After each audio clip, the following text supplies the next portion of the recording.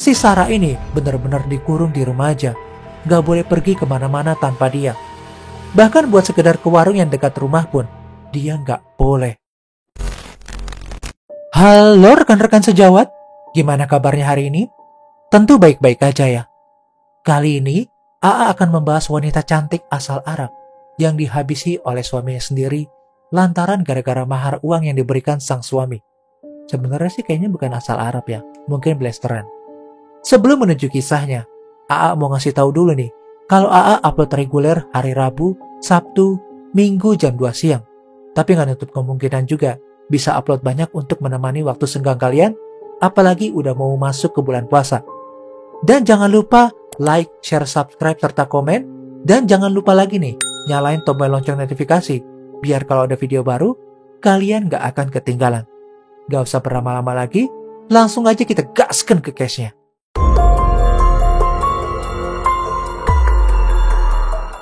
Diawali dari para warga yang datang ke rumah Sarah panik, melihat Sarah di teras rumahnya dalam posisi terkapar di lantai dengan kondisi menyeramkan.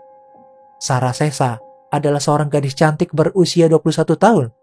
Dia ini merupakan anak blasteran dari Ibu Erawati asal Cianjur, Jawa Barat dan warga negara Arab Saudi. Jadi ceritanya, Ibu Erawati ini dulunya pernah menjadi TKW ke Arab Saudi. Nah, di sana beliau bertemu lalu menikah dengan seorang tentara Arab Saudi. Dari hasil pernikahannya itu, lahirlah Sarah Sesa. Saat ayah kandung Sarah ini meninggal, Ibu Erawati kembali pulang ke Indonesia. Awalnya keluarga dari ayah Sarah di Arab menyuruh Sarah untuk tinggal di Arab. Akan tetapi, Sarah lebih memilih untuk ikut sang ibu tinggal di Indonesia. Mereka kemudian tinggal di kampung halaman Ibu Erawati yang terletak di Kampung Munjul, Desa Sukamaju, Cianjur, Jawa Barat. Di sana Ibu Erawati menikah lagi dengan seorang pria bernama Saman. Sarah yang punya wajah blasteran Arab menjadi salah satu kembang desa di sana. Namanya kembang desa, pasti banyak yang suka. Nah, di antara para pria yang jatuh hati sama Neng Sarah ini, ada satu pemuda keturunan Arab juga yang suka sama Sarah. Di antara semuanya, pemuda ini adalah yang paling terlihat agresif dalam mendapatkan hati Sarah. Pemuda tersebut bernama Abdul Latif, berusia 29 tahun. Abdul ini ternyata dulunya adalah tetangga Ibu Erawati saat beliau masih tinggal di Arab. Tapi sekarang, Abdul ini udah tinggal di Indonesia, tepatnya di daerah Cipanas, selama kurang lebih 6 tahun. Kepada orang-orang, Abdul ini mengaku kalau dia mempunyai bisnis kayu gaharu. Jadi dia semacam beli kayu-kayu dari Indonesia, lalu selanjutnya dia jual lagi ke Arab. Awal mula perkenalan Abdul dan Sarah ini menurut Rai adik Sarah, terjadi secara nggak sengaja. Jadi waktu itu, ada salah satu rekan bisnis ibunya Sarah yang datang ke rumah. Nah, waktu datang itu, dia bawa temannya si Abdul ini. Begitu Abdul melihat Sarah untuk yang pertama kali, dia langsung jatuh cinta dengan Sarah. Menurut beberapa informasi yang AA baca, Abdul sebenarnya udah lama suka dengan Sarah. Waktu masih zaman tetanggaan di Arab dulu, dia udah suka, tapi belum berani untuk mengungkapkan. Demi menyatakan cintanya, Abdul sampai rela datang jauh-jauh dari negaranya demi meminang wanita Cianjur itu. Akan tetapi informasi mana yang benar, AA juga nggak tahu pasti ya. Abdul yang memang udah suka banget dengan Sarah, sering ngapelin Sarah ke rumahnya. Bahkan secara langsung, dia mengutarakan niatnya untuk menikahinya. Awalnya Sarah keberatan, bahkan Sarah sampai menolak lamaran Abdul sebanyak 3 kali. Akan tetapi Abdul ini ternyata pantang menyerah banget. Dia masih terus menghampiri Sarah ke rumah dan masih rajin ngajak Sarah untuk menikah. Bahkan saking seringnya si Abdul ini ada di rumah Sarah, pihak keluarga Sarah jadi gak enak sendiri dengan tetangga sekitar. Dan pada akhirnya, meskipun sebenarnya agak terpaksa, Sarah pun menerima lamaran Abdul. Tapi waktu itu, Abdul ini mengajak Sarah semacam menikah kontrak. Jadi nikahnya itu di bawah tangan atau nikah siri. Terus ada semacam perjanjian-perjanjian yang mirip dengan nikah kontrak yang seperti ada di film-film. Untuk uang mahar sendiri, Abdul memberikan uang sebanyak 150 juta rupiah. Ini termasuk jumlah yang fantastis ya lur. Abdul sendiri yang ngotot memberikan segitu sebagai rasa syukur karena Sarah akhirnya mau menerima lamaran dia. Nah, di dalam surat perjanjian yang dibuat Abdul, salah satunya menuliskan jika Abdul akan membayar 1 miliar rupiah jika suatu saat dirinya menalak cerai si Sarah. Menurut Pak Salman, ayah tiri Sarah, hal itu bukan berdasarkan usulan dari keluarga, namun Abdul sendirilah yang menjanjikan banyak hal ke Sarah. Selain bakal memenuhi apapun yang diminta Sarah setelah menikah, Abdul juga berjanji untuk membelikan Sarah mobil, villa, dan bahkan rumah makan. Dan setelah menikah, Abdul sempat mengajak Sarah buat tinggal di villa. Akan tetapi, Sarah yang malas untuk pindah karena mungkin harus packing dan lain-lain, akhirnya meminta Abdul untuk tinggal di rumah. Awal-awalnya si Abdul ini baik-baik aja ya sikapnya. Akan tetapi ada yang aneh nih. Dia itu seperti malas-malasan di rumah aja dan gak pergi bekerja layaknya pria sejati.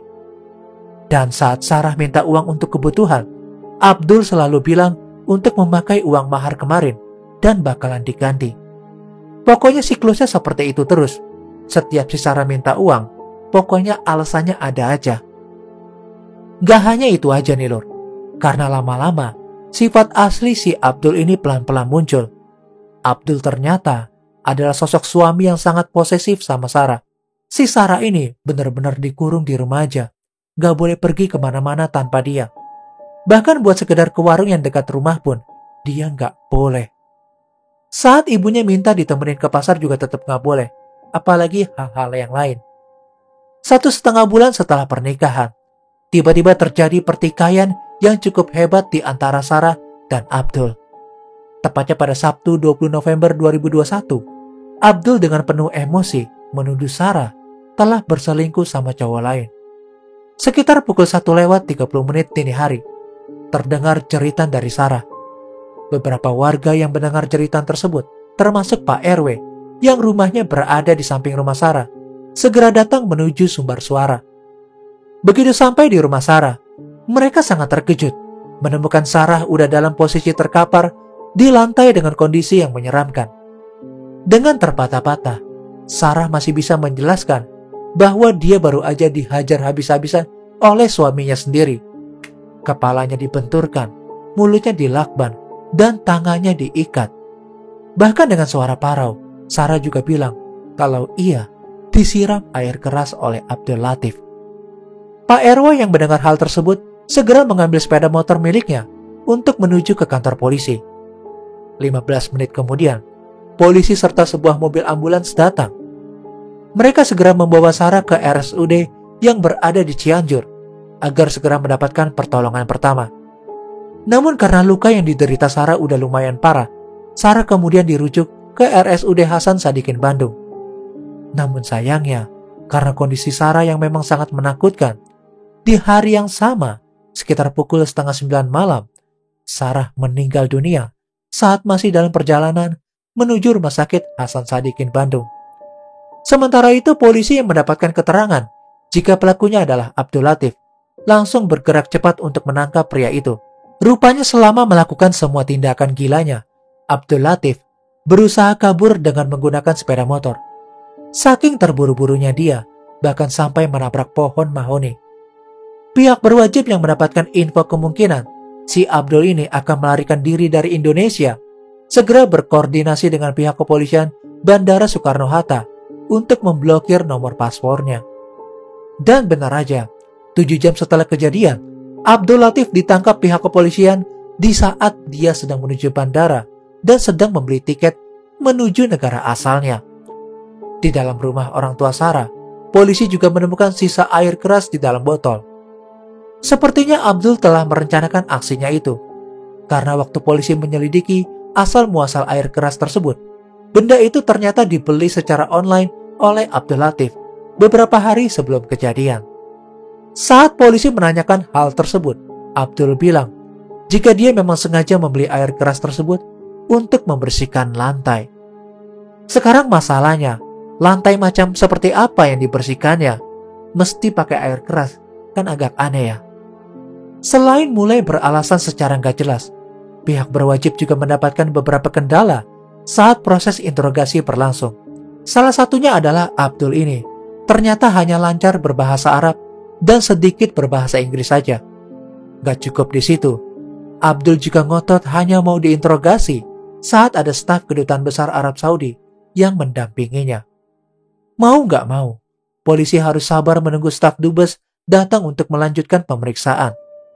Sementara itu jasad Sarah udah dimakamkan di Desa Parigi, Cianjur, Jawa Barat. Kejadian ini mengejutkan warga kampung Munjul tempat Sarah tinggal. Selama hidup Sarah dikenal sebagai gadis yang baik dan ramah. Akan tetapi sejak menikah, warga desa jadi jarang melihat Sarah.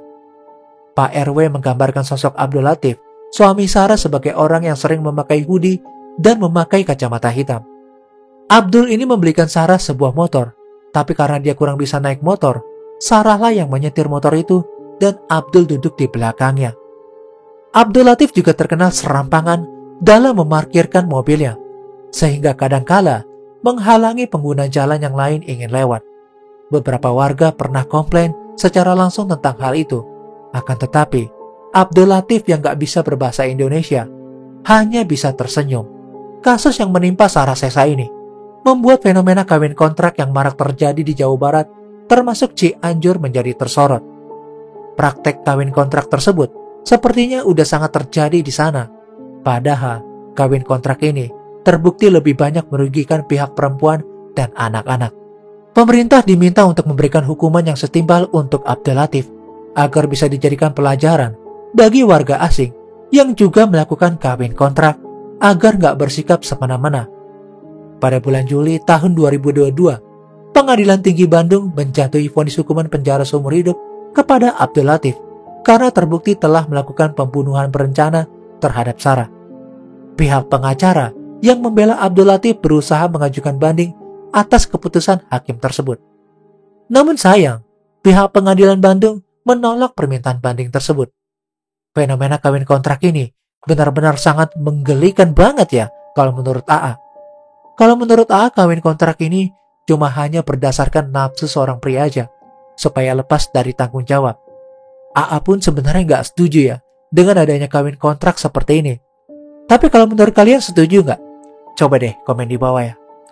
Oh ya, AA mau ngasih tahu lagi nih, dan gak bosan-bosannya, jika kalian menonton semua video AA, secara nggak langsung, kalian berdonasi buat orang-orang yang membutuhkan. Contohnya kayak sekarang, AA lagi donasi buat yayasan yatim piatu. Pokoknya kedepannya bakal gak terbatas deh yang bakal dibantu.